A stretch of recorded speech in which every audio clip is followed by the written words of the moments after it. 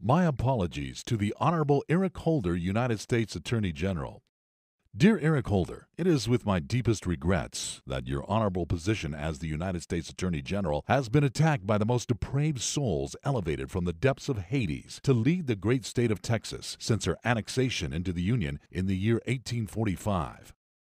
Senator John Cornyn has just transmitted another email that jeopardizes national security with classified information, who, as a member of the United States Senate, has sworn to keep secret, is in violation of that oath with the intent to regain monetary pecuniary status of inside trading partners, defrocked from their lofty positions as lords of Wall Street.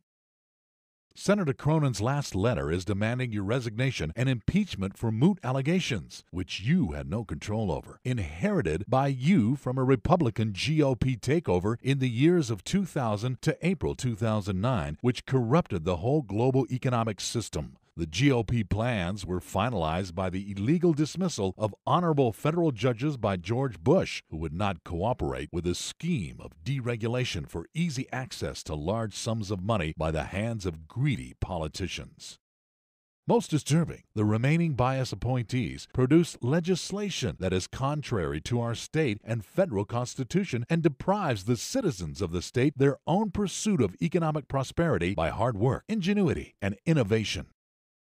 The level of panic of those demanding your resignation will only increase as investors that once had privy to lucrative inside market information pressure and lose faith in the actors in this vicious cycle of corruption that has been going on for the last 25 years.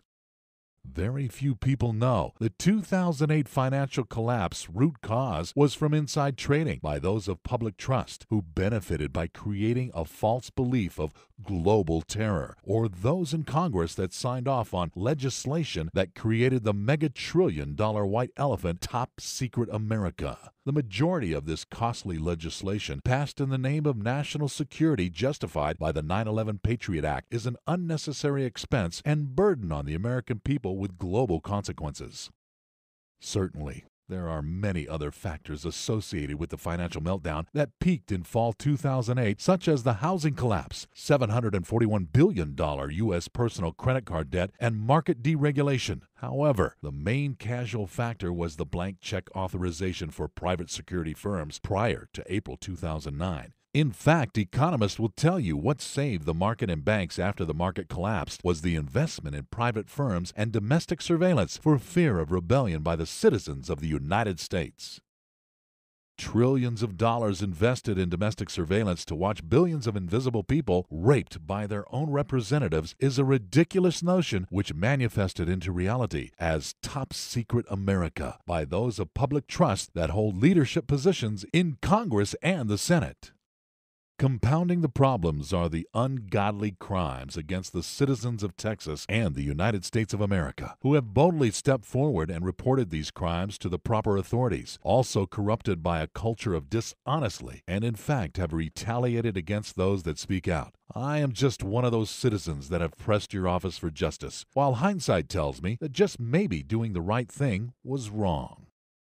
On June 13, 2012, I made my way to the Honorable District Attorney Renee M. Pena, 1327 3rd Street, Floresville, Texas, without any legal counsel and pressed for criminal charges to be brought upon the state of Texas. My request was met with laughter. I'm not trained in law. However, the context of my allegations shows just one more victimized citizen of Texas, with crimes similar to those of Nazi Germany in the late 1930s. Make no mistake about it, my allegations are not an exaggeration and bring shame upon the state of Texas to allow such treatment of peaceful citizens, including women, children, and the elderly.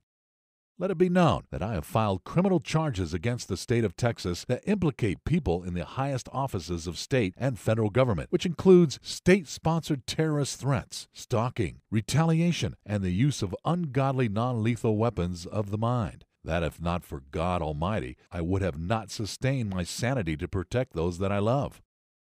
Again, I am just one of many citizens that have pressed your office for justice, while hindsight tells me that doing the right thing was wrong. However, now it is the case. My life as well as others, and those we love, have been put into jeopardy as we all live in fear. Lastly, if you pursue these criminal charges, the attacks by people such as Senator John Cornyn, threatened by those who have had a long history of monetary advantage over the stock market, will only increase the attacks on your integrity by Texas leadership and the Republican GOP. We beg that you stay on to the last moment of your term and pursue every criminal charge. If the whole Texas legislative branch is indicted and brought before justice demanding bail or confinement until their scheduled court date, then so be it. God have mercy on your souls. Gregory Odell, South Central Texas, June 15th, 2012.